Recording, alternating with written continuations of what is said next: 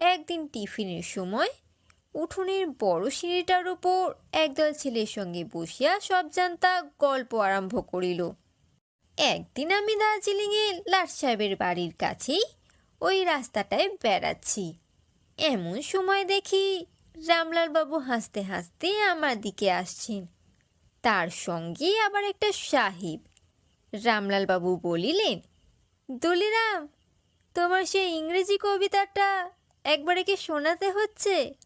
আমি এর কাছে তোমার সুখ্যাতি করেছিলাম, তাই ইনি সেটা শুনবার জন্য ভারী ব্যস্ত হয়েছেন। উনি নিজে থেকে বলছেন, তখন আমি আর কি করি, আমি সেই ক্যাশা বিয়াঙ্কা থেকে আবৃত্তি করলুম। তারপর দেখতে দেখতে ভিড় জমে গেল, সবাই শুনতে চায়, সবাই বলে আবার করো, আবার বলো। মহা মুশকিলে পড়ে গেলাম।